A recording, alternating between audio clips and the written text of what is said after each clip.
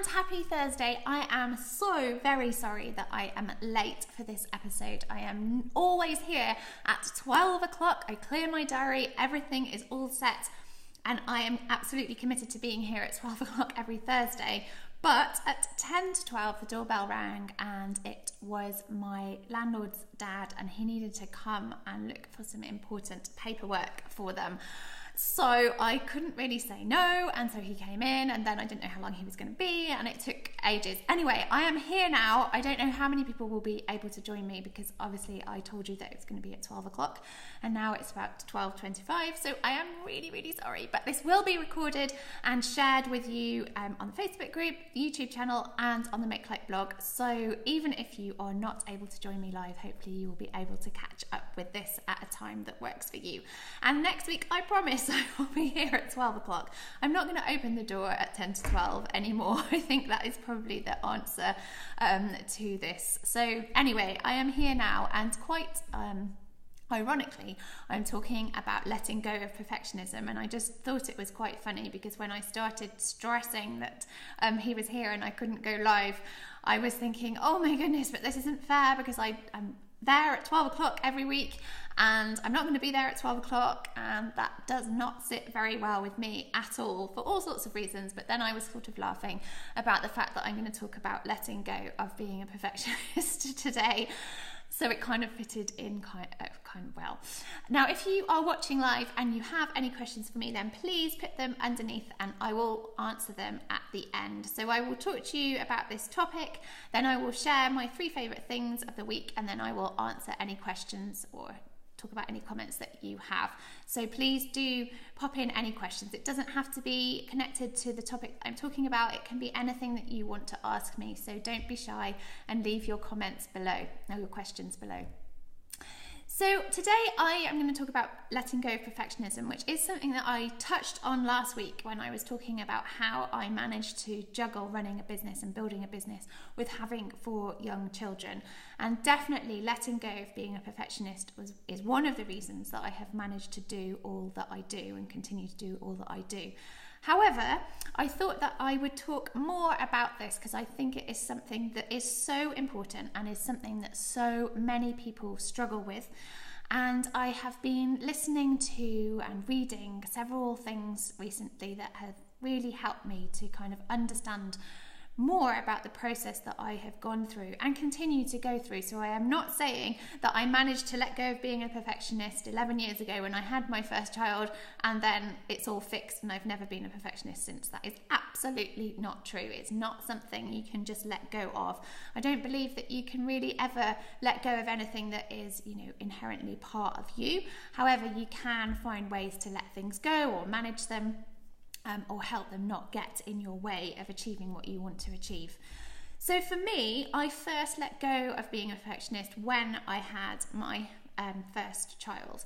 And I think part of this was sheer survival. So I needed to let go of being a perfectionist because I really wanted to grow the business that I had started when I was actually pregnant with Imogen.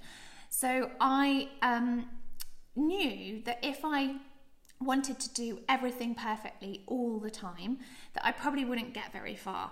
And I quickly realized the payoff between wanting to do stuff and wanting to be a perfectionist. I had to sort of balance the two, because if I wanted to do everything absolutely perfectly, and at the end of the day, what is perfect? That was also a thing that I kind of needed to look at.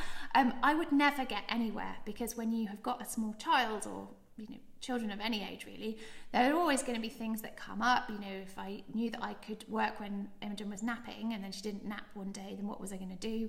And I had to kind of learn to manage that, and it was a big change in my life. And really, through having my other children and through growing my business, so I had a different business when Imogen was tiny, and when my first 3 children were young, I was a wedding photographer, and then I switched to growing Makelight, which I did that switch about 6 or 7 years ago now. But I wanted to grow this business and have my children, and so I needed to really kind of let go of this perfectionist tendency, so that I could do my work and grow my business. And I think something that I see so much with people that I talk to, either in the Makelight membership or people who come to me for mentoring, or people that I'm just talking to at networking events, or friends who have an idea and they want to make it happen, they will not put anything out into the world until they think that it's all perfect, and then they don't actually get anywhere because they're just sitting on it waiting for it to be perfect and not getting anywhere.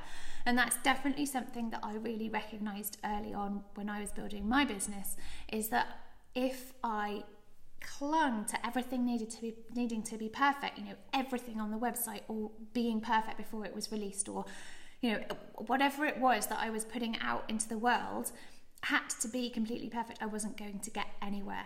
So that really, really helped me to kind of have that understanding that if I wanted to make progress, I was going to have to let it go.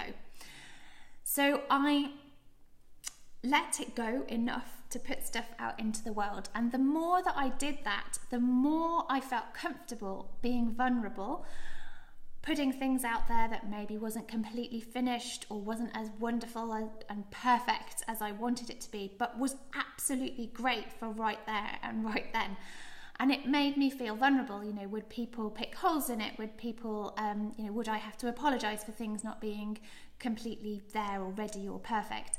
And it can be really, really uncomfortable when you're feeling really exposed and vulnerable and a human being, really, at the end of the day. That can feel really, really uncomfortable.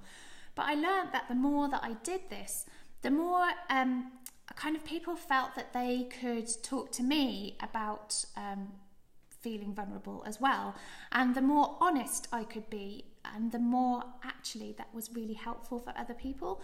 Because I think when you kind of present this, everything is perfect, we are, I am so perfect, everything in my world is so perfect, that can be really unhelpful to other people, because they are thinking, oh my gosh, I can never compete, I can never do as well, I can never be as perfect.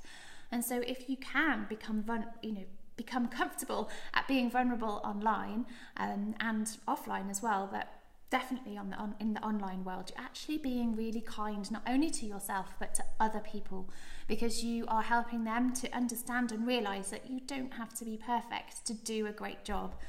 And to do, to live and to be happy, and all those things. So that was the second thing that I really, really learned. And the more I sort of did it and tried it and it worked and I got a response, the more comfortable I felt at doing that. And then the third thing I really realized was that the more I let go of wanting everything to be perfect, the less I cared about what everybody thought. So obviously I care what people think, and I don't want to put stuff out there and everyone goes, well, that's rubbish, and just walks on by or highly criticizes me. But I was really conscious that I spent a huge amount of my younger years, so particularly a teenager and my 20s, being so worried about what everybody thought about me all the time, whatever I was doing, what I was wearing, what I was looking like the whole thing.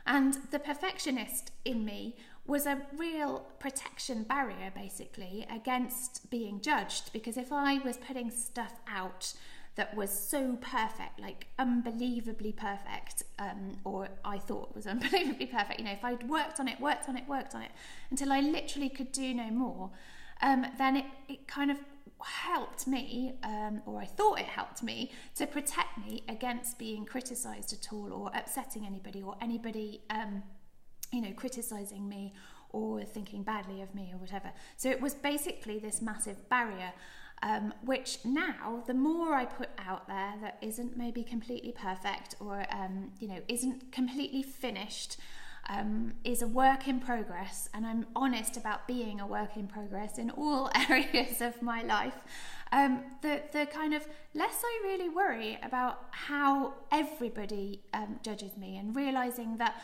there are enough people out there who like what I do, enjoy what I do, want to connect with me, that's okay if not everybody loves that and wants that. So that is kind of my perfectionist journey. Now, another thing, final thing that I learned along the way, and this is no way a finished journey. That is one big thing that I want to say. This is certainly not me saying, ta-da, fixed it, never going to be a perfectionist, never going to worry about that ever again. That's not true. But one area that I struggled with more was, so I am better and happier at letting go of perfectionism in my work than I am in my home. So if people are coming over for a party, or Christmas, or we're having a family gathering, or friends over for dinner, my perfectionism streak kicks in really hard, and I really struggle there way more than I struggle in my work. So I want the house to be absolutely perfectly tidy in every nook and cranny, everything I want, and when it's not, I feel really uncomfortable. I want the table to look amazing. I want absolutely everything to be as kind of perfect as I want. Now I have kind of set myself a challenge every time we have a family over, or we host a party or something in the home. I've set myself a challenge to just let go a little bit more, and to think of all the things I've got to do, know that I've never got time to do all the things that I plan and want to do, and really think, okay, well, would it be terrible if I bought a shop bought version of that this time? No, it wouldn't. Would anybody notice? Would anybody care? No, they wouldn't.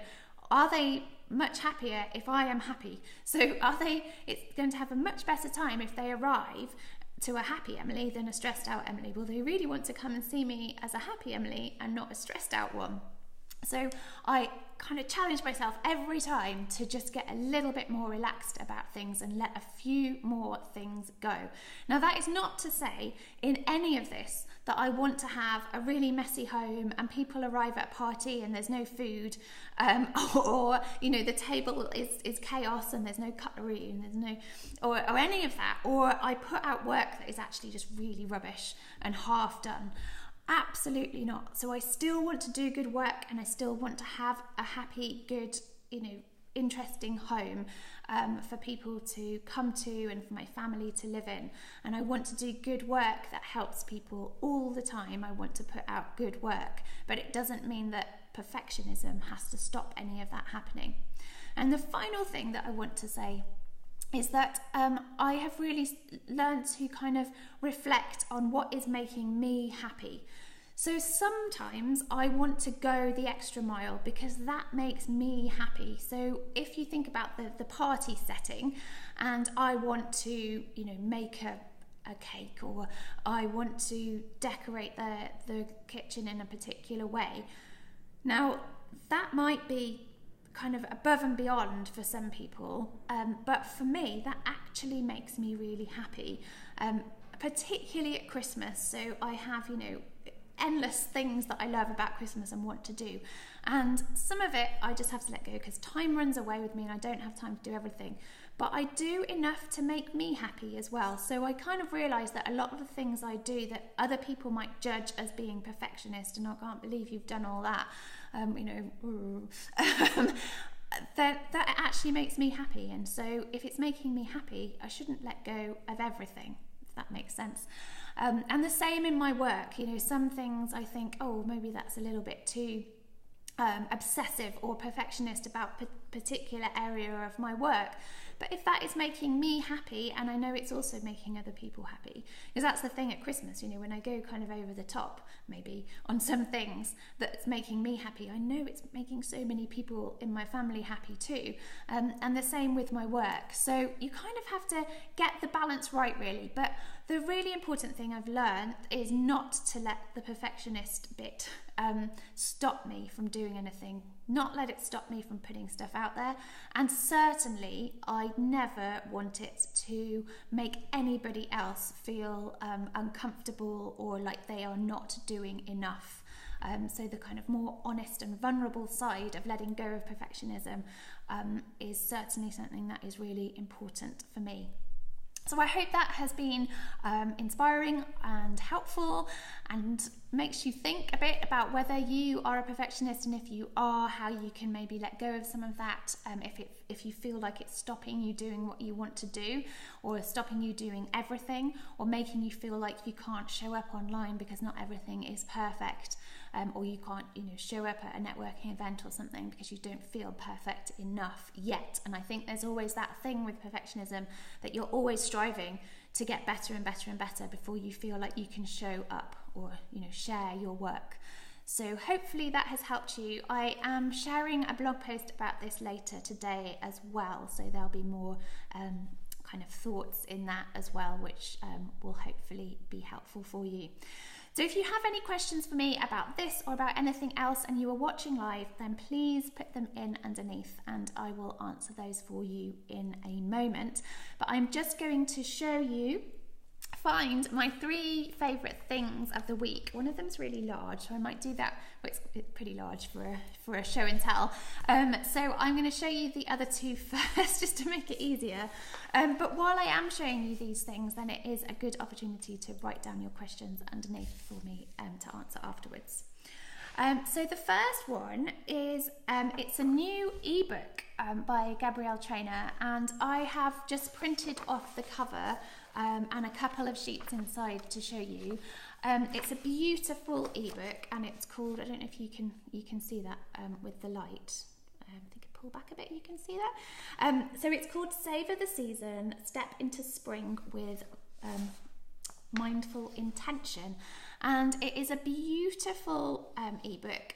Gabrielle sent this to me as a gift on Tuesday, I think it was, and I have been travelling for a Makelight gathering that I did in Cambridge yesterday, so I have only had a chance this morning to really sit down with this ebook. And what I love about it is that it's full of ideas of how you can celebrate the season and be mindful in the season and really connect with nature and really slow down to appreciate what is going on in the world. And for me, the seasons are always something that helps me to just take a breath, to appreciate the world around me, to feel happy, to feel connected not only with nature, but I think through photography and sharing on things like Instagram, to feel a connection with so many people, not only in my hemisphere, but also in the southern hemisphere, where they are, about to embrace a different season.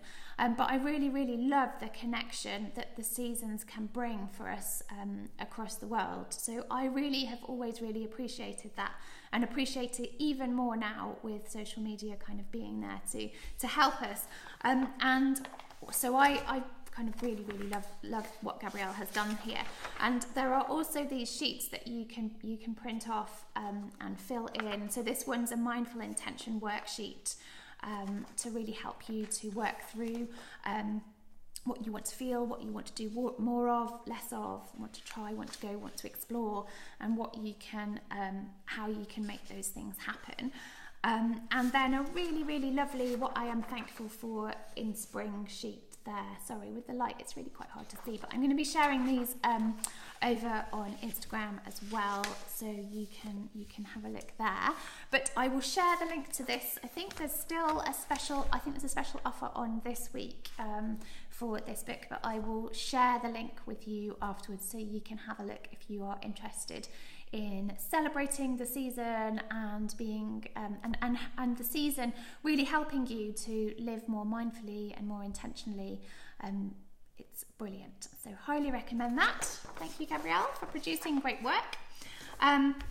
More great work here. Hopefully you can see this. Yes, I think this shows up a lot better. So this is a beautiful illustration, botanical illustration. Now you know how much I love botanicals and how connected I am to flowers in my life. And this is by, I've got the beautiful business card here as well. And this is by Charlotte. I'm really worried I'm going to pronounce her name wrong. Argiru? I'm not sure if that's how you pronounce her name, but she has a lovely Instagram called, I'm going to get this wrong as well, Craftist in Residence, which obviously I'm going to share the link But this is a beautiful example of Charlotte's work, and she has a beautiful, inspiring Instagram. So I'm going to share her website and her Instagram so you can go and see more of Charlotte's beautiful work and her inspiring photographs as well. So thank you so much. That was a gift from Charlotte, and it's beautiful, and I'm just working out the best, happiest place to put this in my home. So I'm really, really going to treasure that. So thank you so much. And finally, I think this is my favourite ever Kickstarter campaign thing that I have taken part in. I haven't used it yet because it just now, when did it arrive? I think it arrived on Friday, and we went down to Devon to see my sister for the weekend, which, if you don't live in the UK, London to Devon is quite a mission for the weekend. So I was away all weekend, then came back, then I was off in Cambridge, so I feel like I've been just travelling all the time and I haven't had a chance to use it. But this is a keyboard, so it's like a traditional typewriter. The keys feel like you're typing.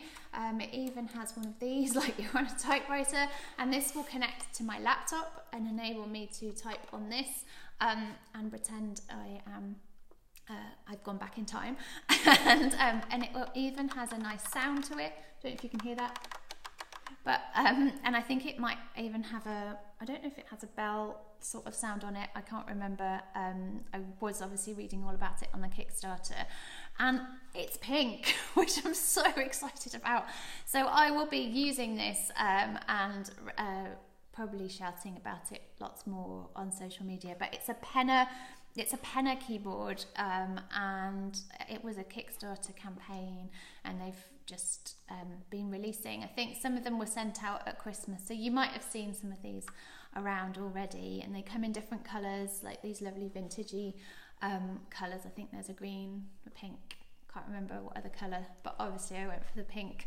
And I'm really, really excited about typing with this. It also means I can have my laptop screen up higher if I want to save my shoulders and posture and things. So yeah, really, really excited to start using that, and we'll probably have it in tons of photographs as well.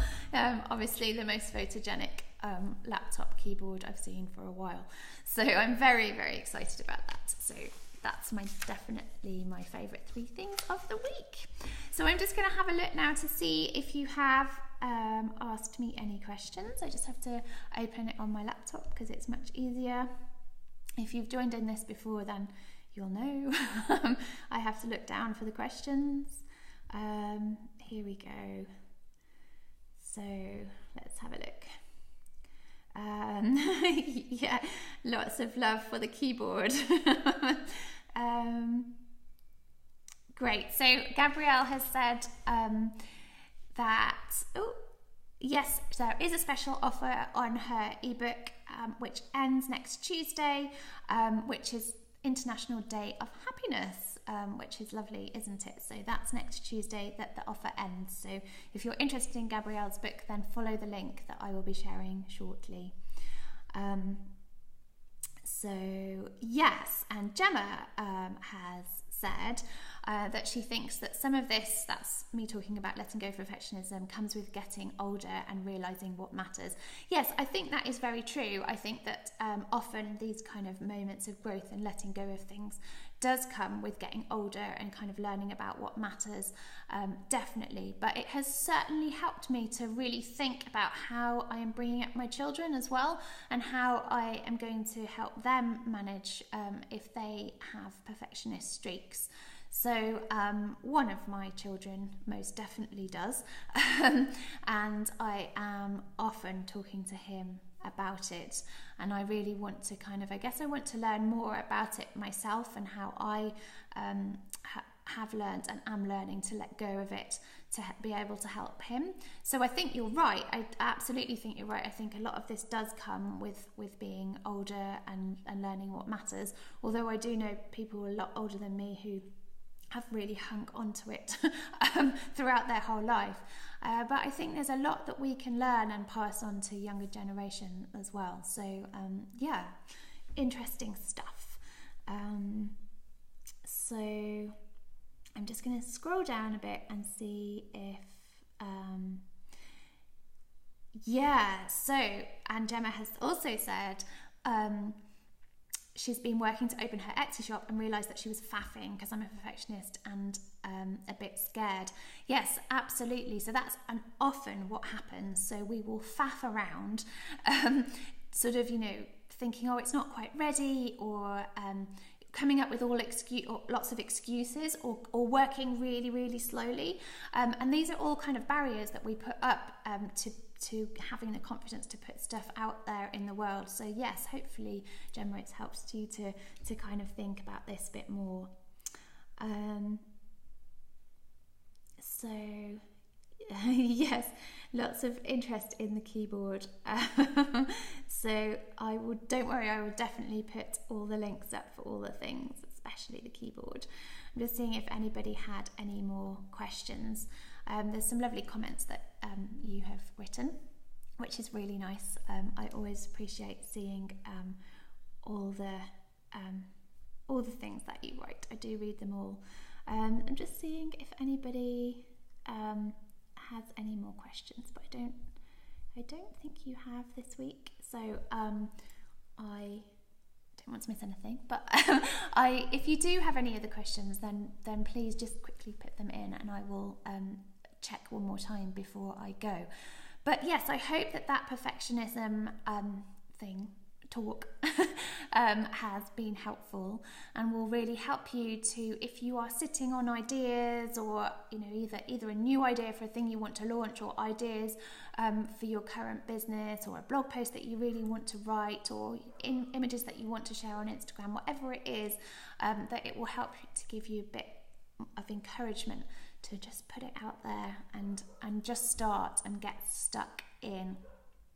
So I will be back next week, and I promise I will really try to be here at 12 o'clock as planned. If you weren't here at the start, I basically got a knock on the door at 10 to 12, and I had to let the person in. It was my landlord's father, and he needed to find some important documents up in the attic. So I couldn't say no. I also couldn't really explain to him about Facebook Live. So I was kind of stuck just going, oh, come on, quick, find the paperwork and come down the stairs. So yes, I'm very sorry I was late. One other thing to share with you, every Sunday there is now a Makelight podcast episode. So last year I shared 2 Makelight podcast episodes as a kind of teaser and test as to whether I wanted to do it. And now they will be, there was one that I shared last Sunday, and I will be sharing it now every Sunday going forward. So I will be interviewing lots of interesting people. The next episode is just me talking. There will be a mixture of it will mainly be interviews with other people, but occasionally it will be solo episodes with me. So that is every Sunday that goes out on the Makelight site, and also I will share it all over social media, obviously, so you'll be able to find the link. So that's every Sunday. So now you can find me twice a week, once on a Thursday on the Makelight Facebook page, and on the podcast on a Sunday. So I'm just going to check one more time, just in case anyone's asked a question and they think I'm ignoring them, because I am totally not ignoring you. Just check. I think I have replied and answered to everything that you've put up there. So thank you so much for joining me. If you're only just joining me and you want to watch this again, or you want to share it with anybody, then it will be uploaded onto the Facebook page. It will be over on the Makelight YouTube channel later today, and on the Makelight website as well. So plenty of places for you to find it again. So thank you so much, and I look forward to connecting with you again next Thursday at 12 o'clock. Take care, everyone, and have an awesome weekend. Bye-bye.